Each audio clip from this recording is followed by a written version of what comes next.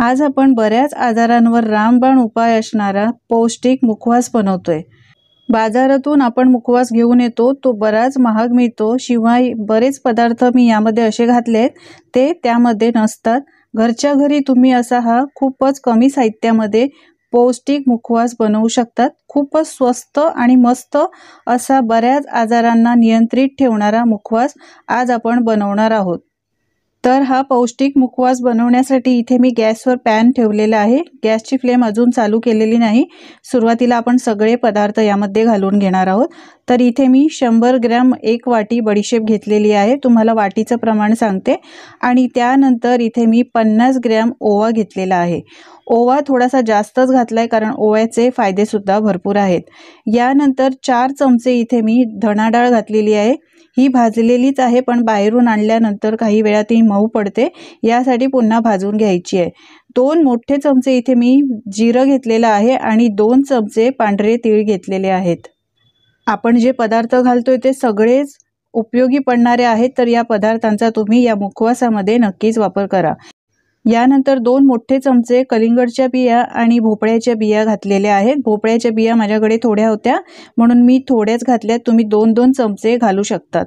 यानंतर गॅसची फ्लेम चालू करायची आहे आणि एकदम स्लो फ्लेम ठेवून आपल्याला हा मुखवास चांगला खमंग खरपूस आणि यामधलं मॉइश्चर जाईपर्यंत छान कुरकुरीत होईपर्यंत भाजून घ्यायचा आहे। आपण यामध्ये आता एवढे पदार्थ घातलेले आहेत, पुढे सुद्धा आपण यामध्ये काही पदार्थ घालणार आहोत। एकसारखं मिक्स करत राहायचं आहे। गॅसची फ्लेम स्लो ठेवायची म्हणजे मुखवास तळाला करपत नाही। बडीशेप ही गुणधर्माने थंड असते, म्हणूनच गॅस ॲसिडिटी कमी करते, पोट शांत राहतं आणि ढेकर येण्यासारख्या समस्यावर रामबाण उपाय सुद्धा आहे। तोंडाची दुर्गंधी असेल तर 1 चमचा बडीशेप तुम्ही खाऊ शकता। बडीशेप हृदयासाठी आणि डोळ्यांसाठी सुद्धा खूप फायदेशीर आहे। ओवा खाल्ल्यामुळे पचन सुधारते, पोटाच्या तक्रारी कमी होतात। सर्दी खोकल्यासाठी आपण ओव्याचा काढा घेतो आणि वेदना असेल, सांधेदुखी, मासिक पाळीच्या तक्रारी असतील तर त्यामध्ये सुद्धा ओवा खाल्ला जातो। शिवाय ओवा रोगप्रतिकार शक्ती वाढवतो, रक्तदाब कमी करतो आणि तोंड आणि त्वचेसाठी सुद्धा आरोग्यासाठी त्या ओवा खूप फायदेशीर आहे। यामध्ये आपण जिरं घातलेलं आहे। जिरं खाल्ल्यामुळे सुद्धा पोटाच्या तक्रारी कमी होतात। शिवाय जर वजन कमी करायचं असेल तर 1 चमचा जिरं रात्रभर पाण्यात भिजवा आणि त्यानंतर सकाळी तुम्ही ते जिऱ्याचं पाणी पिऊ शकता। ॲसिडिटी असेल, पोटदुखी असेल तर त्यासाठी जिरं हे रामबाण उपाय आहे।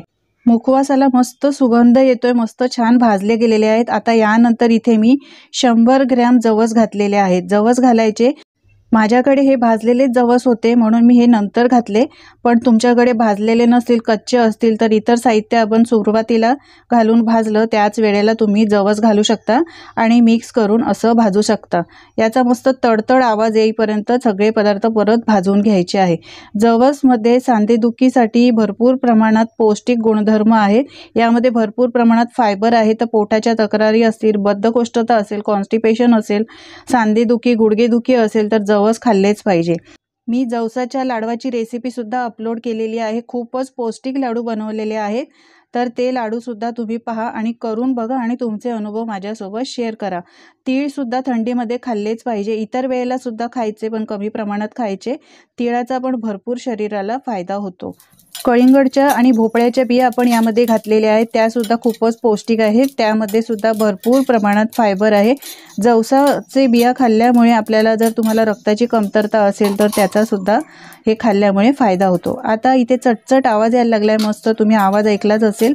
आता गॅसची फ्लेम बंद करायची आहे। 1 मोठा चमचा मी 10-12 वेलची आहे ते छान खलबत्त्यामध्ये कुटून घातलेली आहे, यामुळे मुखवासाला मस्त असा फ्लेवर येतो।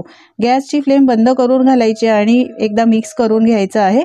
मस्त आपला पौष्टिक मुखवास तयार झालेला आहे। पूर्णपणे थंड करून घेऊया आणि यानंतर यामध्ये अजून 1-2 पदार्थ ॲड करूया।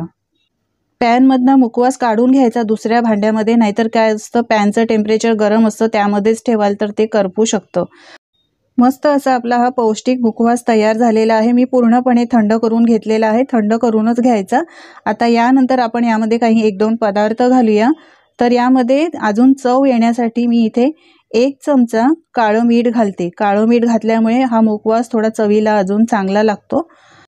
मुखवास पूर्णपणे थंड करायचा आहे आणि त्यानंतरच यामध्ये मीठ घालायचं आहे।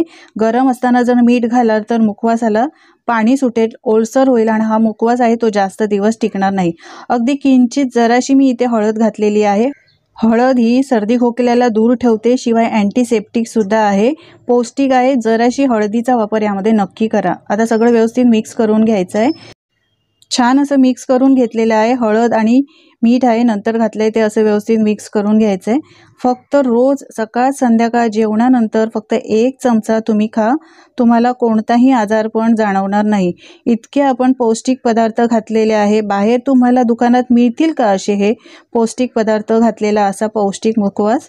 नाही मिळणार। घरच्या घरी तुम्ही इतक्या स्वस्तात कमी पैशात करू शकता, तर बाहेरून आणायची काय गरज आहे। शिवाय हा मुखवास बरेच दिवस असाच टिकतो, चांगला राहतो। एकदा बनवा आणि महिनाभर खा। माझ्याकडे तर 8 दिवसातच हा मुखवास संपतो। यानंतर पूर्णपणे थंड झाल्यावरच एका कंटेनरमध्ये, डब्यामध्ये, एखाद्या काचेच्या बरणीत किंवा प्लास्टिकच्या कोरड्या बरणीमध्ये भरून ठेवायचा आहे, म्हणजे तो याला हवा लागत नाही आणि चांगला कुरकुरीत तसाचा तसा राहतो। तर हे बघा सगळा मुखवास मी असा या डब्यामध्ये भरून ठेवलेला आहे। झाकण लावायचं आहे आणि जेवणानंतर सकाळ संध्याकाळ फक्त 1-1 चमचा हा मुखवास खायचा आहे। बऱ्याच आजारांना लांब ठेवणारा हा मुखवास, पौष्टिक मुखवास तुम्ही सुद्धा करून बघा आणि तुमचे अनुभव मला सांगायला अजिबात विसरू नका। माझी खात्री आहे मंडळी तुम्हाला आजची ही रेसिपी नक्कीच आवडली असेल।